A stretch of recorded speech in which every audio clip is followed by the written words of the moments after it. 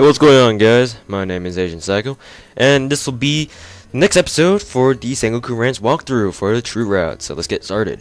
And last time we left off after we had conquered the Kill province of Ashikaga. So we're gonna get started, and we're just gonna basically steamroller the rest of Ashikaga over. So let's give Rance about 20 more troops, and we're good to go. Alright, go my minions. So we'll just deploy Rance, Maeda, and we'll go with Niwa this time. Oh yeah. I'm getting frame rate lag for whatever the hell reason. Oh god, full power warrior attack too. It's not really worth it. I didn't know he had full power warrior attack too. In fact, I'm pretty surprised he did. It's rare for generic commanders to have that skill, but whatever. Oh god. I forgot about that. God damn it. Bitch, why you don't jump melon seeds? Just kidding. Oh god.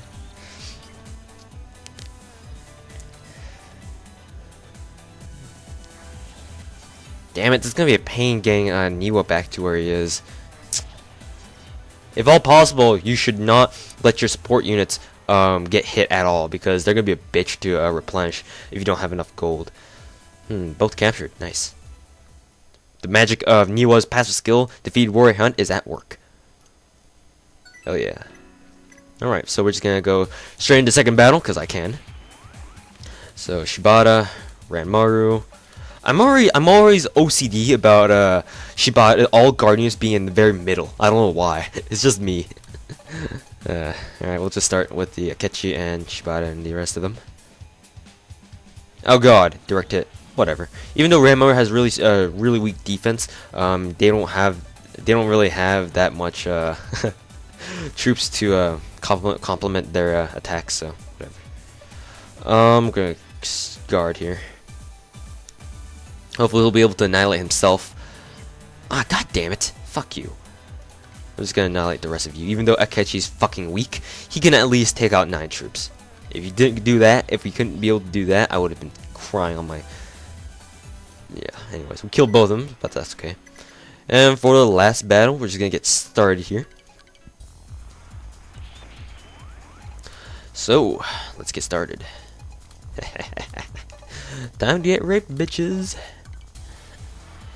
So, one thing to know about this final battle, especially with the last battle of the last battle for in order to conquer the province of Kyo, both of their final battles are set. In other words, these 3 front units right here, for this particular battle, these 3 front units, the Akamamushi, I think his name is, and Teruniha, and Kimamushi, they're all these 3 units will always be there no matter what time you attack them. Like these guys are set. Like the game pre-programs them in here. And Ashikaga Chosen, who absolutely sucks major balls, is also always going to be here. So yeah, the one thing to keep in mind. So that said, let's just rape them. So, but archer unit, you should never put archer support units in the front unless you have an extremely good reason why. Usually, you just don't do that. Yamagata, who should I attack? I'll attack this bitch. Kosaka, let's see. Go for one of these guys. One shot? Ah, damn it. Just barely, not a one shot. Well, he'll eliminate himself, so I guess that's all good and dandy. Also, I do immensely love the final battle BGM for Sengoku Rance. It's awesome. I'll just demonstrate the commander charge for Baba showing right here. So as you can see, he charges first, and then the rest of his troops follow. And as you can see, he suffers no counterattack damage. Although in exchange, he did lose all of his attack flags, so or his action flags. So it is preferable if you wait until he has only one more action flag and then use commander charge. And in here, we'll demonstrate onrush once again.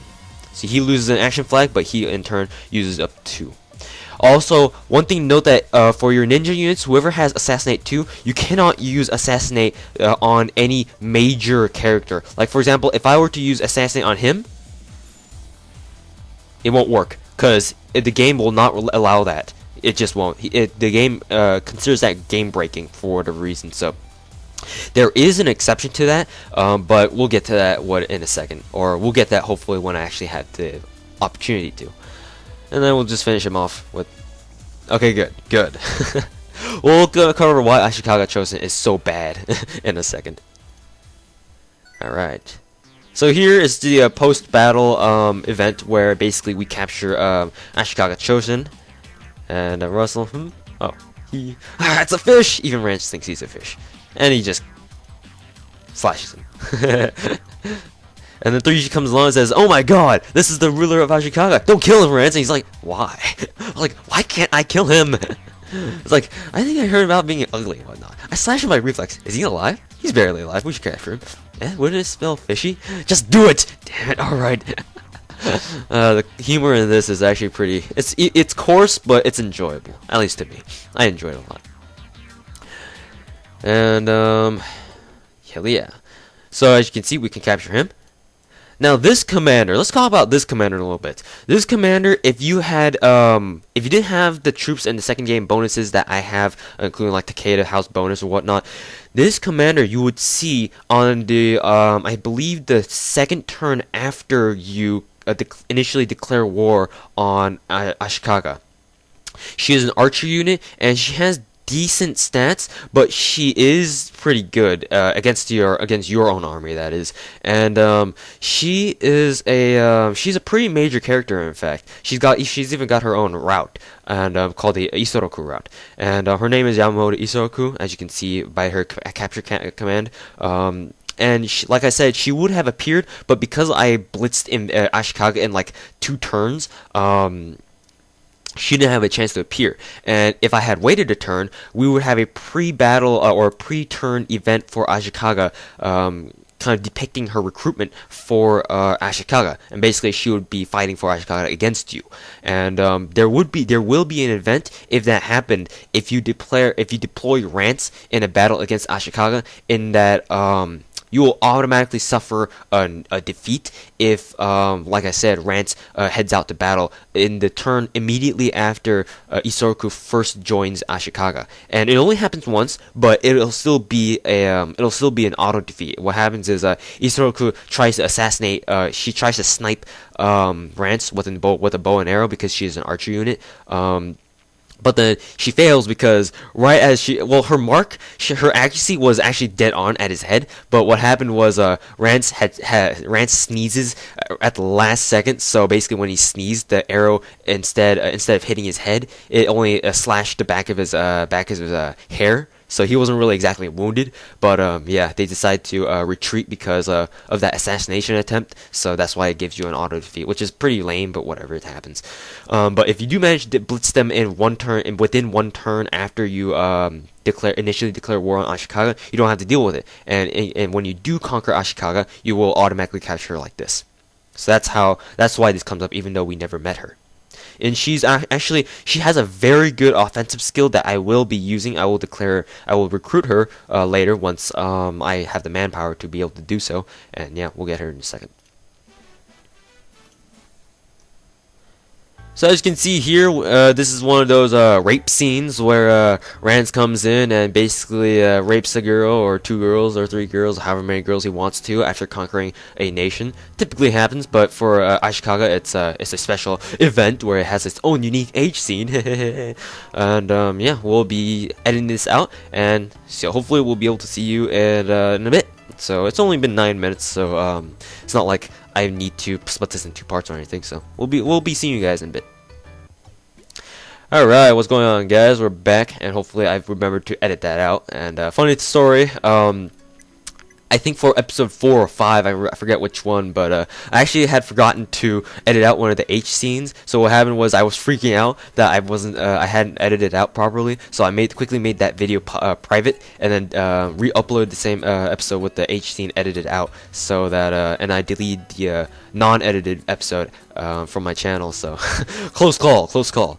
Anyways, we'll save right here, and then we're going to go in and end our turn. Actually, before we end our turn, let's go to a prison, see how many commanders we got here. And let's see. just gonna check out the commanders that I have staying in my prison. Once again, you can only hold 30 prisoners in your prison, and the more prisoners you have, the harder it is for you to capture more. So yeah, make sure to occasionally go through your prison and release the ones that you don't really want in your sitting in your prison. And once again, release in batches of 5 or more, so like 5, 10, 15, 20. And also, do not release more than 20 commanders, because it'll only give you 4 of those happy pakurus if you at a time. So releasing more than 4 or releasing more than 20 commanders at a time, it won't benefit you at all. Just release up to 20, and that's it. So let's see here. This guard unit has loot. Interesting. He has loot.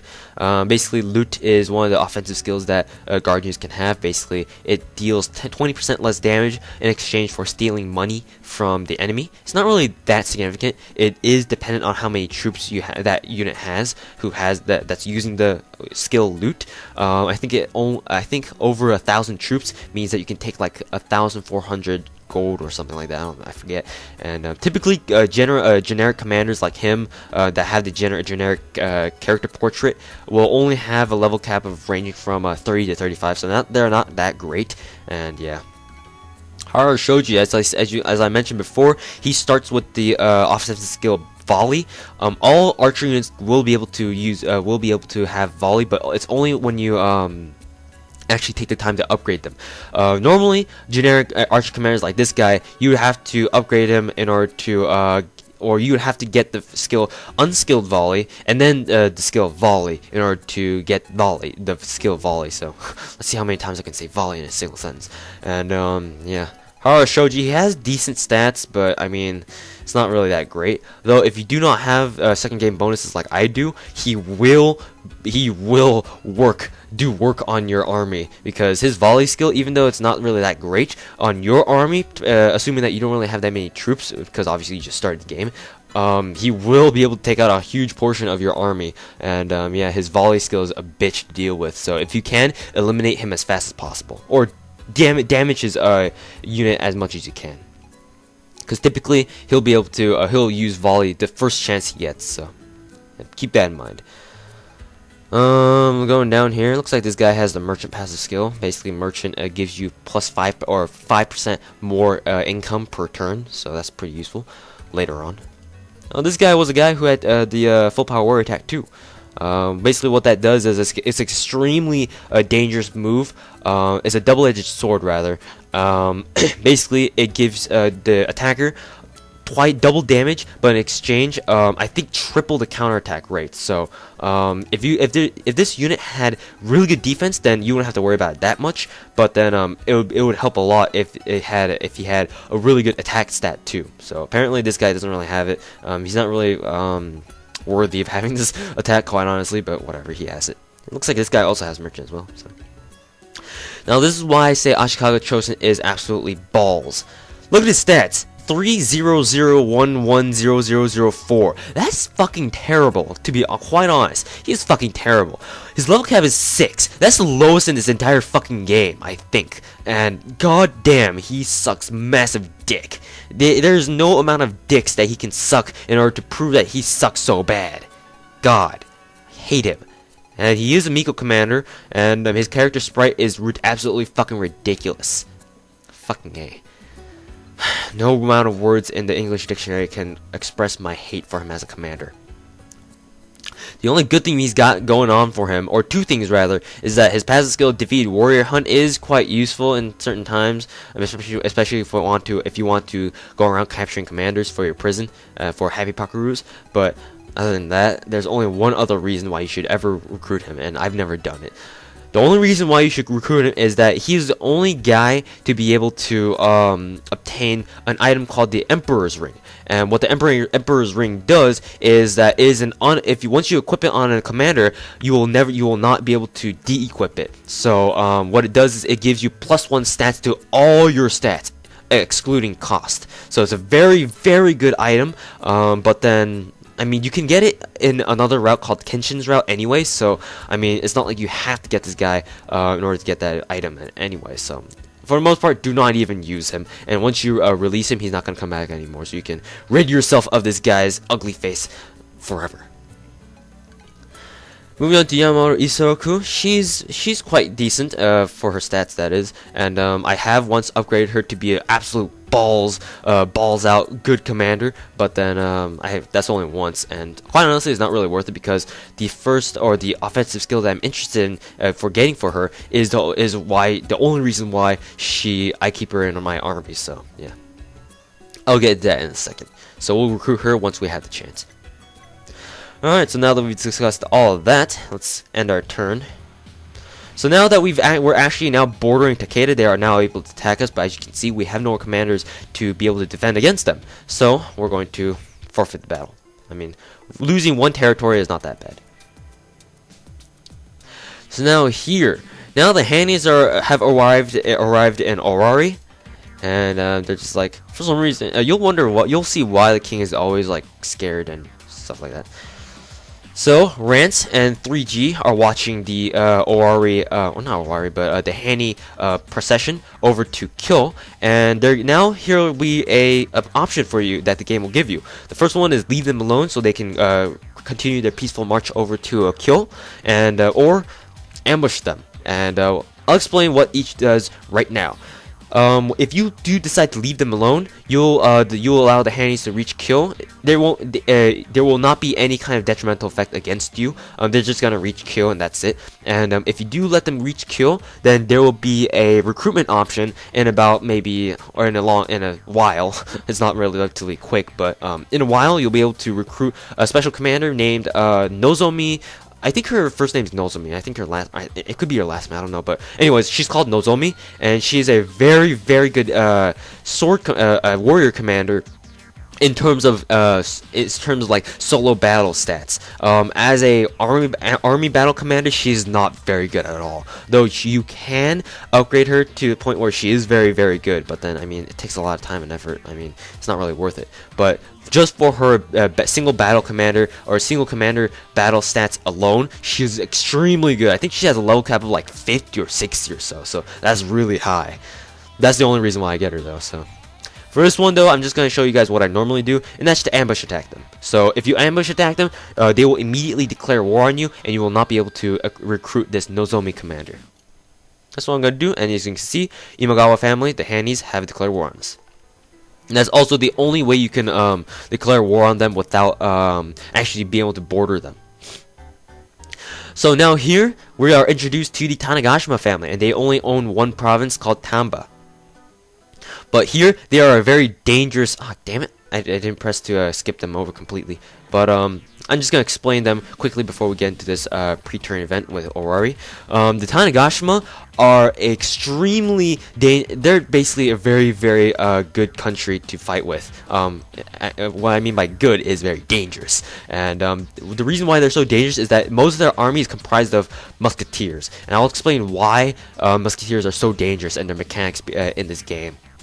So yeah, there, as you can see in the Tanegashima faction leader's character sprite, he is kind of weird looking, like he's a cube guy, and I don't think the game actually explains why the game developers parody him like as such. But then I mean, he's a cool guy, and he's a really good blacksmith, and he's a really good musketeer commander as well. He's actually pretty unique, but we'll get into why he's so unique in a bit.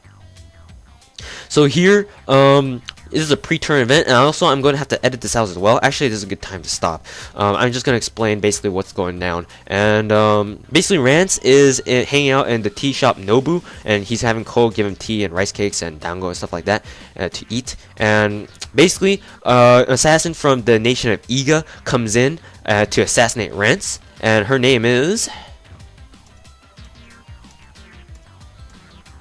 Suzume. And her character sprite here is just barely YouTube appropriate. Oh god, like, she is a kunoichi, so it's pretty understandable, but for the YouTube scene is like wow, like look at that, like what the hell, man? It's almost not YouTube appropriate. But hopefully this is not this won't be flagged for inappropriateness, and if it is, I mean, what can I do? So whatever. Once again, her name is Suzume, and she is the top kunoichi in Japan, or she says so herself. Or actually, the King Inukai from the Iga Nation does say that Suzume is the best kunoichi, or female Japanese ninja, in the entire nation, or the entire land of Japan. So she is, in fact, the storyline of Sengoku Rance does suggest that she is indeed one of the best, and yeah. She is basically sent to assassinate Rance, and Rance just says like, "Oh my God, you're so sexy. Let's have sex." And Suzume is like, "Okay." So yeah, they basically go outside to Shop into the forest, and they do it. But then that's a hitch thing about. The funny thing is that Suzume kills people or assassinates people by having sex with them. And for example, well, I don't want to go really really explicit in detail or all, but there is one instance where Suzume mentions that if Rance were to lick her boobs, then Rance would die because she has her tits covered in like a odorless, unnoticeable poison. Unless you're like a fellow ninja yourself, and if he were to have sucked on her tits, then he would have died. So yeah, having sex with her is pretty scary. So yeah. But then you'll see what happens to her afterwards. So when we come back, we're going to see what happens to Suzume and go on with our merry way. So thanks for watching, guys, and look forward to the next episode.